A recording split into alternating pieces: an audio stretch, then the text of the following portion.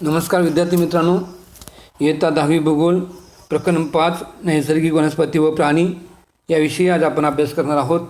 याआधीही आपण 2 व्हिडिओ बनवलेले आहेत। त्यामध्ये हवामान हा एक व्हिडिओ झालेला आहे। त्या व्हिडिओमध्ये आपण एक चूक झालेली आहे। ती चूक अशी आहे की ब्राझीलच्या अमेझॉन नदीच्या खोऱ्यामध्ये किंवा विषुववृत्तावर -28°C असं सांगितलं होतं। ते चूक असून अमेझॉन नदीचं खोरं किंवा विषुववृत्तावर 25 ते 28° तापमान असतं, हे मुलांनो लक्षात घ्या। दुसरी एक चूक जलप्रणालीमध्ये झाली होती की कृष्णा नदीचा उगम त्र्यंबकेश्वर इथं सांगितला होता, तर गोदावरीचा उगम त्र्यंबकेश्वर इथं आहे। बघा मुलांनो, कृष्णा नदीचा उगम त्र्यंबकेश्वर इथं नाही, तर कुठे झाला आहे? तर गोदावरीचा उगम आहे तो त्र्यंबकेश्वर इथं आहे आणि कृष्णा नदीचा उगम आहे तो महाबळेश्वर या ठिकाणी आहे। हे मुलांनो लक्षात घ्या। या ठिकाणी आपण इयत्ता 10वी भूगोल 5वं प्रकरण नैसर्गिक वनस्पती व प्राणी याविषयी आता अभ्यास करूया। त्याआधी एक आकृती आहे, तिचा आपण अभ्यास करायचा आहे। नैसर्गिक वनस्पती व प्राणी यामध्ये ब्राझीलचा आपण सुरुवातीला अभ्यास करणार आहोत। ब्राझीलचा अभ्यास करत असताना इथं आकृती क्रमांक 5.2 भूरचना प्रमुख वनस्पती व प्राणी इथं छेद दिलेला आहे। त्यामध्ये डाव्या बाजूला इथं उत्तर दिशा दिलेली आहे, तर उजव्या बाजूला दक्षिण दिशा दिलेली आहे। म्हणजे उत्तरेकडून दक्षिणेकडे या दिशेनं आपल्याला अभ्यास करायचा आहे। त्यामध्ये मुलांनो इथं उत्तरेकडे गियाना उच्चभूमी आहे। सर्वात ब्राझीलच्या उत्तरेकडे गियाना उच्चभूमी आहे। त्या गियाना उच्चभूमीवर उष्णकटिबंधीय वने आहेत। उष्णकटिबंधीय वने असलेली पाहायला मिळतात। त्या ठिकाणी पाऊस आहे तो 1600 मिलीमीटर इतका पडतो आणि तापमान आहे ते या ठिकाणी आहे 21°C तापमान इतकं गियाना उच्चभूमीवर तापमान असलेलं पाहायला मिळते। आणि या गियाना उच्चभूमी आहे त्या ठिकाणी विविध प्रकारचे माकडे आणि सरपटणारे प्राणी आपल्याला पाहायला मिळतात। या गियाना उच्चभूमीच्या दक्षिणेकडे अमेझॉन नदीचं खोरं आहे मुलांनो। अमेझॉन नदीचं खोरं, ह्या अमेझॉन नदीच्या खोऱ्या म्हणजे ब्राझीलच्या उत्तरेकडून विषुववृत्त गेले आहे आणि त्यामुळे या ठिकाणी विषुववृत्तीय वने अमेझॉन नदीच्या खोऱ्यामध्ये पाहायला मिळतात। त्या ठिकाणी तापमान आहे ते 28°C तापमान आहे आणि पाऊस आहे तो 2000 मिलीमीटर इतका पाऊस पडतो। आता या ठिकाणी घनदाट वने आहेत, विषुववृत्तीय वने आहेत, त्यामुळं झाडावरील प्राणी इथं दिले बघा, झाडावरील प्राणी आणि जलचर या ठिकाणी पाहायला मिळतात। अमेझॉन नदी मोठ्या प्रमाणात आहे, विशाल आहे। अशा प्रकारे मुलांनो या ठिकाणी आपण अमेझॉन नदी खोरं आणि गियाना उच्चभूमी बघितली। ह्या अमेझॉन नदी खोरे आहे त्याच्या दक्षिणेला पॅराग्वे प्याराना नदीचे खोरे आहे। हा जो भाग आहे तो पानझडी वनांचा असलेला पाहायला मिळतो। या ठिकाणी 1500 मिलीमीटर इतकं पर्जन्य आहे, पाऊस आहे आणि 21°C तापमान आहे। या भागामध्ये मुलांनो गवताळ प्रदेशातील प्राणी पाहायला मिळतात। इथं दिले बघा गवताळ प्रदेशातील प्राणी। आणि ह्या पॅराग्वे प्याराना नदी खोऱ्याच्या दक्षिणेला ब्राझीलची उच्चभूमी आहे। ही इथं ब्राझीलची उच्चभूमी आहे।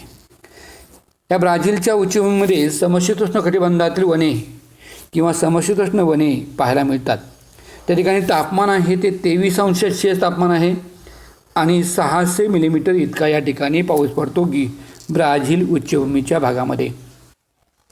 आणि ब्राझील उच्चभूमीमध्ये गवताळ प्रदेशातील सरपटणारे प्राणी या ठिकाणी पाहायला मिळतात। तर इथं किनारपट्टीचा भाग दिलेला आहे, त्या ठिकाणी 1200 मिलीमीटर इतका पाऊस पडतो। किनारपट्टी तुम्हाला माहीत आहे, अजस्र कडा बघितलेला आपण, आणि त्या ठिकाणी 1200 मिलीमीटर पाऊस पडतो आणि 27°C तापमान असलेलं पाहायला मिळते। अशा प्रकारे आपण हा आकृती किंवा ब्राझीलमधील काही वने आहेत त्यांचा अभ्यास केला। त्यामध्ये इथं गियाना उच्चभूमी आहे, त्या ठिकाणी उष्णकटिबंधीय वने आहेत। अमेझॉन नदीचं खोरं आहे तिथं विषुववृत्तीय वने आहेत। पॅराग्वे प्याराना नदीचं खोरं आहे तिथं पानझडी वने आहेत। आणि ब्राझीलची उच्चभूमी आहे त्या ठिकाणी समशीतोष्ण वने असलेली पाहायला मिळतात। याचा आपण सविस्तर आता अभ्यास करूया।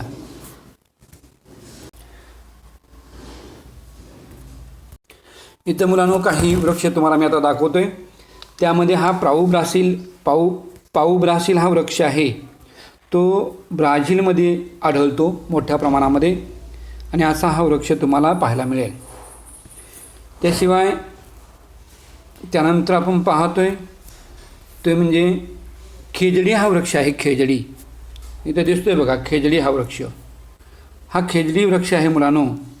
तो खेजडी वृक्ष या ठिकाणी दिलेला आहे. म्हणजे भारतामध्ये 500 मिलीमीटरपेक्षा कमी पाऊस पडतो अशा प्रदेशामध्ये काटेरी आणि झुडपी वने आहेत.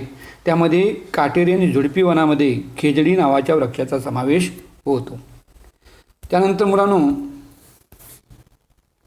देवदार आहे. देवदार आपल्या भारतामध्ये हिमालय पर्वत आहे, अतिउंच भाग आहे. ह्या अतिउंच भागामध्ये हा देवदार वृक्ष पाहायला मिळतो. हा देवदार वृक्ष आहे. तो देवदार वृक्ष अतिउंच भागामध्ये आपल्याला देवदार वृक्ष आणि पाईन वृक्ष पाहायला मिळतो. तो पाईनही या ठिकाणी आपण पाहायचा आहे. हा पाईन वृक्ष आहे. अतिउंच भागामध्ये हिमालय पर्वतामध्ये पाईन नावाचा वृक्ष पाहायला मिळतो. देवदार आणि पाईन असे हे वृक्ष आहेत. यानंतर ब्राझीलविषयी माहिती घ्यायची आहे. ब्राझीलच्या उत्तरेकडून विषुवत किल्ला आहे हे तुम्हाला इथं माहिती आहे, बऱ्याच वेळा आपण पाहिलं. म्हणजे ब्राझीलच्या विषुवतीय प्रदेशामध्ये वर्षभर पाऊस पडतो. म्हणजे अमेझॉन नदीच्या खोऱ्यामध्ये वर्षभर पाऊस पडतो. विषुवतापासून ही विषुवत आहे, त्या विषुवतापासून जसं उत्तरेकडे किंवा दक्षिणेकडे जावं किंवा विषुवतापासून जसं दूर जावं तसतसे वर्षा दिनाचा कालावधी किंवा पर्जन्यमान कमी कमी होत जातं. पावसाचं प्रमाण आहे ते विषुवतापासून जसं दूर जावं तसं पावसाचं प्रमाण आणि वर्षा दिनाचा कालावधी कमी कमी होत जातो. मग पाऊस विषुवतापासून जसं दूर जावं तसं पाऊस कमी आणि त्यामुळं वनस्पतींचा जीवनकाळही कमी होतो.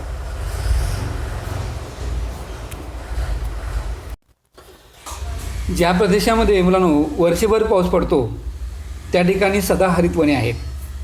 आता बघा या ठिकाणी अमेझॉन नदीचं खोरं आहे, तिथं विषुवत आहे आणि या विषुवतावर वर्षभर पाऊस पडतो. दुपारनंतर त्या ठिकाणी रोज पाऊस पडत असतो आणि वर्षभर पाऊस पडतो. त्या ठिकाणी सदाहरित म्हणजे सातत्याने हिरवीगार असणारी आणि उंच वृक्ष त्या ठिकाणी पाहायला मिळतात. आणि ज्या प्रदेशामध्ये ठराविक काळामध्ये पाऊस पडतो तेथे वृक्षांची घनता कमी आहे, दाट वृक्ष पाहायला मिळत नाहीत. ज्या ठिकाणी ठराविक काळामध्ये पाऊस पडतो त्या ठिकाणी. मग ज्या ठिकाणी ठराविक काळात पाऊस पडतो त्या ठिकाणी वनांच्या ऐवजी गवत पाहायला मिळतं, काटेरी झुडपे पाहायला मिळतात, काटेरी वनस्पती आहेत. अशा प्रकारे ह्या वनस्पती पाहायला मिळतात. मुलांनो सर्वात महत्त्वाचं म्हणजे जगातील सर्वाधिक वनस्पतींच्या प्रजाती ब्राझीलमध्ये आहेत. म्हणजे अनेक विविध प्रकारच्या वनस्पतींच्या प्रजाती आहेत त्या ठिकाणी पाहायला मिळतात. यामध्ये सदाहरित आणि निम सदाहरित वनस्पतींचा समावेश होतो. त्यामध्ये पाऊ ब्रासिल आपण मगाशी बघितला वृक्ष, पाऊ ब्रासिल हा वृक्ष आहे तो ब्राझीलमध्ये प्रामुख्याने आढळतो. त्याशिवाय रबर, मोहोगनी, रोजवूड इत्यादी वृक्ष आहेत.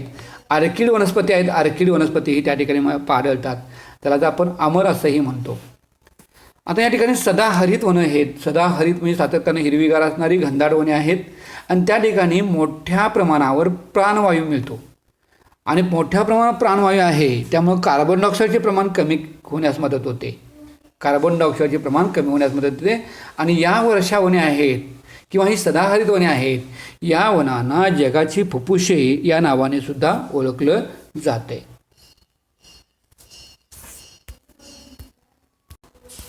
यानंतर मुलांनो आपण भारत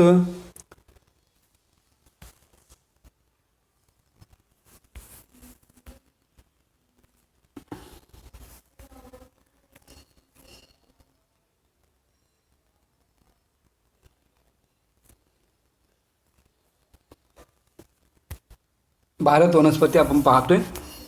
बघा मुलांनो भारतामध्ये 2000 मिलीमीटर ज्या ठिकाणी पाऊस पडतो 2000 मिलीमीटर आणि त्याचप्रमाणे भरपूर सूर्यप्रकाश असतो अशा ठिकाणी सदाहरित वने आहेत. इथं मुलांना दिले बघा ही सदाहरित वने इथं दिले बघा.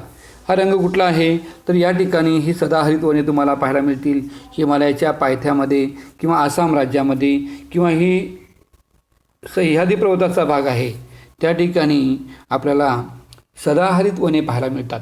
म्हणजे हा जो भाग सदाहरित वनाचा आहे त्या ठिकाणी 2000 मिलीमीटर पाऊस पडतो आणि भरपूर सूर्यप्रकाश असतो. अशा भागामध्ये सदाहरित वने आढळतात. या वनातील पाने आहेत ती रुंद आणि हिरवीगार असतात. पाने कशी असतात? रुंद आणि हिरवीगार असतात. लाकूड आहे ते कठीण आणि टिकाऊ असते. कठीण टिकाऊ असते. त्यामध्ये लाकूड कुठलं आहे? तर मोहोगनी, सिसव, रबर इत्यादी अनेक प्रकारच्या वेलीसुद्धा पाहायला मिळतात. मोहोगनी, सिसव, रबर हे वृक्ष आहेत आणि अनेक प्रकारच्या वेली या ठिकाणी पाहायला मिळतात. आता हे सदाहरित वने आहेत. इथं हा आसामचा भाग बघितला, इथं हिमालयाच्या पायथ्याचा भाग बघितला आणि हा सह्याद्री पर्वताचा भाग बघितला. ह्या ठिकाणी सदाहरित वने आहेत आणि त्या ठिकाणी सर्वाधिक जैवविविधता पाहायला मिळते. जैवविविधता पाहायला मिळते. त्यानंतर मुलांनो आपण पाहतोय तो म्हणजे 1000 ते 2000 मिलीमीटर ज्या ठिकाणी पाऊस पडतो त्या ठिकाणी पानझडी वने पाहायला मिळतात. इथं दिले बघा पानझडी वने. असा हा मध्य प्रदेशचा भाग असेल किंवा हिमालयाच्या पायथ्याला किंवा हा भाग आहे. या ठिकाणी आपल्याला पानझडी वने वृक्ष पाहायला मिळतात. त्या ठिकाणी 1000 ते 2000 मिलीमीटर पाऊस पडतो. पाऊस कमी असल्यामुळं कोरडा ऋतू ज्यावेळी असतो त्यावेळी बाष्पीभवनाने पाणी कमी होऊ नये बाष्पीभवन होऊन आणि त्यावेळी वनस्पती काय करतात? पाने गाळतात. या ठिकाणी मुलांनो हे जे पाहायला मिळतो हा रंग, त्या ठिकाणी आपल्याला हे पानझडी वने पाहायला मिळतात. त्यामध्ये साग, बांबू, वड, पिंपळ, साग, बांबू, वड आणि पिंपळ इत्यादी वृक्ष तुम्हाला पाहायला मिळतील आपल्या भारतामध्ये. यानंतर 500 मिलीमीटरपेक्षा कमी पर्जन्य असलेल्या काटेरी आणि झुडपी वने इथं दिले बघा. काटेरी आणि झुडपी वने. आता 500 मिलीमीटर पाऊस म्हणजे राजस्थानचं वाळवंट आहे, उष्ण वाळवंट म्हटलं ना, त्याच्या आसपास हा जो भाग आहे त्या ठिकाणी कमी पाऊस पडतो. त्यामुळे 500 मिलीमीटर पर्जन्य आहे त्या ठिकाणी काटेरी आणि झुडपी वने आहेत. या ठिकाणी सुद्धा कमी पाऊस पडतो. पर्जन्य छायेचा प्रदेश आहे हे इथं दिले बघा. पर्जन्य छायेचा प्रदेश आणि काटेरी झुडपी वने आहेत. त्याची पाने आहेत ते आकाराने लहान असतात. त्यामध्ये वृक्ष कुठले तर खैर, बाभूळ, खेजडी मगाशी बघितलं आपण, कोरफड, घायपात इत्यादी निवडुंगाचे प्रकार त्या ठिकाणी पाहायला मिळतात. त्यानंतर खाडी आणि खाजन किनाऱ्यालगत दलदलीच्या प्रदेशामध्ये हा बंगालच्या उपसागराचा किनारा आहे, हा अरबी समुद्राचा किनारा आहे. या किनाऱ्यालगत दलदलीच्या प्रदेशामध्ये खाड्या आणि खाजनाचा भाग आहे. त्या ठिकाणी क्षारयुक्त मृदा आहे. आता हा पश्चिम बंगाल राज्याचा भाग आहे. त्या ठिकाणी गंगा नदी वाहत येते, त्रिभुज प्रदेश निर्माण झाला आहे आणि त्या ठिकाणी क्षारयुक्त मृदा तयार झालेली आहे. आणि खारफुटी वने, सुंदरी नावाची वृक्ष त्या ठिकाणी आहेत. तिथलं लाकूड आहे ते तेलकट आणि हलके व टिकाऊ असते. तेलकट, हलके आणि टिकाऊ असलेले पाहायला मिळते. त्यानंतर मुलांनो आपण पाहतोय तो म्हणजे हिमालयीन वने. इथं दिले बघा हिमालयातील वने म्हटले बघा. इथे हिमालयातील वने. अति उंच भागात हंगामी फुलझाडे पाहायला मिळतात. मध्यम उंचीच्या भागामध्ये पाईन, देवदार आणि फर. आता हा मध्यम उंचीचा भाग हिमालयन वने कुठं दिसतोय बघा. हा रंग तुम्हाला तर हा भाग दिसतोय बघा. जम्मू काश्मीरच्या दक्षिणेकडचा किंवा पश्चिमेकडचा भाग. अति उंच भागात हंगामी फुलझाडे पाहायला मिळतात. असं काय होतं हंगामी फुलझाडे? तर कडक उन्हाळ्यामध्ये तिथलं हिम वितळतं, बर्फ वितळतं आणि बर्फ वितळल्यानंतर ठराविक कालावधीमध्ये तिथल्या वनस्पतींची वाढ होते, त्यांना फुलं वगैरे येतात. आणि मध्यम उंची आहे त्या ठिकाणी पाईन, देवदार, फर, पाईन आणि देवदार हे वृक्ष आपण मगाशी बघितलं. तसेच सूचीपर्णी पानझडी वनेसुद्धा त्या ठिकाणी पाहायला मिळतात. यानंतर मुलांना आपण ब्राझील वन्यजीव पाहणार आहोत. यामध्ये आपण ब्राझील वन्यजीव पाहतोय. या ठिकाणी तुम्हाला नकाशा दाखवू दिलेला आहे बघा. ब्राझील वन्यजीव. इथं सुद्धा विषुवतीय वने दिलं आहे. इथं सुद्धा ही विषुवतीय वने दिलं आहे. उष्ण गवताळ प्रदेश दिला आहे, दलदलीचा प्रदेश दिला आहे, उष्ण पानझडी वनेतले आहेत, काटेरी वनेतले आहेत, असे हे प्रकार केलेले आहेत. या ठिकाणी आपण ब्राझील वन्यजीव, जगातील कोणत्याही देशापेक्षा ब्राझीलमध्ये वन्यजीवांची विविधता पाहायला मिळते. वन्यजीव आहेत ती विविध प्रकारचे वन्यजीव तुम्हाला पाहायला मिळतात, प्राणी पाहायला मिळतात. आता इथं पॅन्टानल आहे बघा, इथं पॅन्टानल आहे बघा, इथं पॅन्टानल दिसते का? पॅन्टानलच्या दलदलीचा भाग आहे. आणि या ठिकाणी महाकाय अनाकोंडा, इथं हा अनाकोंडा दिलेला आहे. महाकाय अनाकोंडा, गिनीपिग, मगरी, सुसरी, माकडे, बघा इथं दिले बघा, गिनीपिग, मगरी, सुसरी, माकडे, प्युमा, बिबट्या हे प्राणी या ठिकाणी पाहायला मिळतात ब्राझीलमध्ये. आता इथं काय दिले बघा मुलांनो, या ठिकाणी दक्षिण अटलांटिक महासागर आहे, हा उत्तर अटलांटिक महासागर आहे. या महासागरामध्ये माशांच्या प्रजातीत समुद्रातील स्वार्ड फिश, आणि नदीमध्ये तुम्हाला इथं सॅन फ्रान्सिस्को नदी आहे, इथं दिले बघा साऊथ फ्रान्सिस्को नदी, इथं काय दिलं आहे अमेझॉन नदी आहे, आणि इथं पॅराग्वे आणि पॅरानो नदी आहे. हे नदी खोऱ्यांच्या प्रदेशामध्ये काय बघा, नदीमध्ये आपल्याला पिरान्हा आणि गुलाबी डॉल्फिन या प्रकारचे मासे सापडतात. कोंडोर हा खूप उंचावर, बघा इथं कोंडोर हा खूप उंचावर उडणारा मोठ्या आकाराचा पक्षी आहे मुलांनो. पोपट, मकाव, फ्लेमिंगो, इथं फ्लेमिंगो दिलेला आहे बघा. पोपट, मकाव, फ्लेमिंगो या पक्ष्यांच्या प्रजाती आहेत. लक्षावधी प्रकारचे कीटक या ठिकाणी आहेत. म्हणजे जैवविविधता म्हणतो आपण, अन्नसाखळी आहे ती मोठ्या प्रमाणात असली पाहायला मिळते. बघा मुलांनो, यानंतर आपण पाहणार आहोत ते म्हणजे ब्राझील समस्या आणि भारताच्या समस्या एकसारख्याच पाहायला मिळतील तुम्हाला, ते आपण पाहतोय. बघा, वन्य प्राण्यांची बेकायदेशीर शिकार किंवा तस्करी केली जाते. वन्यजीव आहेत ना, वाघ किंवा इथे काही पक्षी आहेत, बिबट्या वगैरे आहेत, प्युमा आहे, असे वन्यजीव आहेत. त्या वन्यजीवांची किंवा प्राण्यांची बेकायदेशीर शिकार केली जाते, तस्करी केली जाते. आणि या ठिकाणी शेती आहे ती रोखा प्रकारची शेती केली जाते. आणि रोखा प्रकारची शेती केल्यामुळं ब्राझीलमध्ये रोखा प्रकारची शेती, भारतामध्ये झूम प्रकारची शेती, मग भारतामध्ये झूम आणि ब्राझीलमध्ये रोका. आता रोखा प्रकारची शेती करत असताना निर्वनीकरण, जे वनं तोडली जातात, वनांचा नाश केला जातो आणि मोठ्या प्रमाणावर वनं नाहीशी झालेली आहेत. त्याशिवाय प्रदूषण आहे. यामुळे अनेक वन्य प्रजाती आहेत, अनेक वन्य प्राणी आहेत किंवा प्रजाती आहेत त्या नष्ट होण्याच्या मार्गावरल्या पाहायला मिळतात. आता यानंतर मुलांना आपण भारत वन्य प्राण्याविषयी माहिती घेणार आहोत. या ठिकाणी भारताचा नकाशा दिलेला आहे. भारत वन्य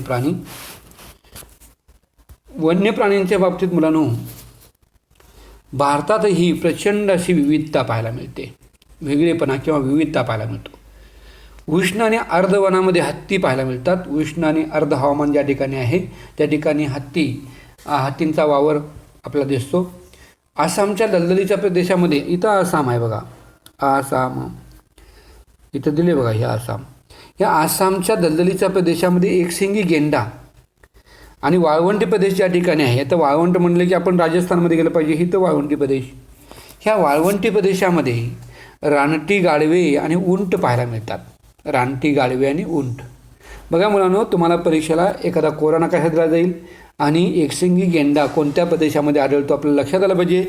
आपण लगेच इथं आसाममध्ये गेलं पाहिजे.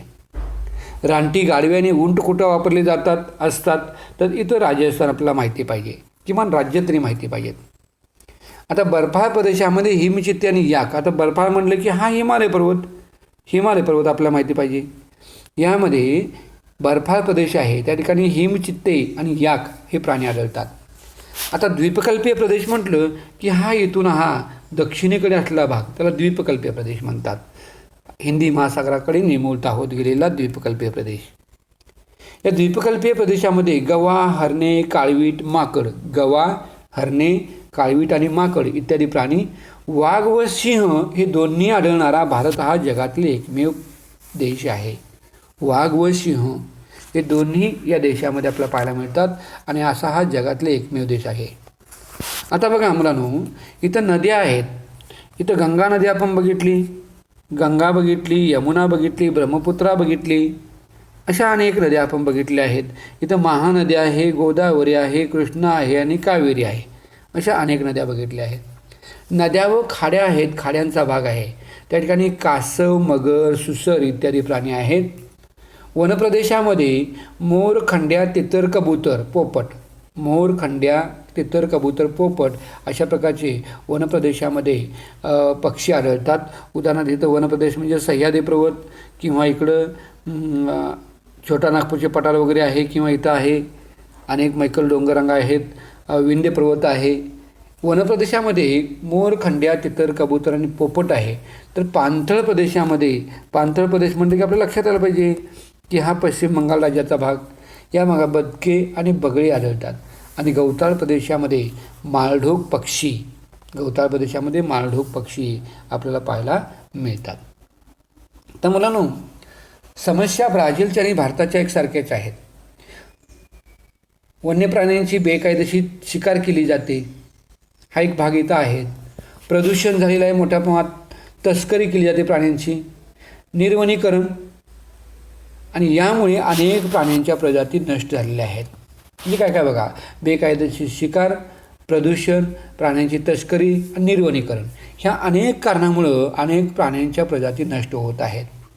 चित्ता हा वन्य प्राण्यांचे संरक्षण आणि संवर्धन करण्यासाठी, चित्ता हा वन्य प्राणी आहे, त्याचं संवर्धन आणि संरक्षण करण्यासाठी भारत सरकारने राष्ट्रीय उद्याने स्थापन केली आहेत. राष्ट्रीय उद्याने प्राणी व पक्ष्यासाठी अभयारण्ये आणि वने यांचं संवर्धन केलेलं पाहायला मिळतं. धन्यवाद मुलांनो. या ठिकाणी आपण ब्राझील व भारत नैसर्गिक वनस्पती व प्राणी याविषयी अभ्यास केलेला आहे.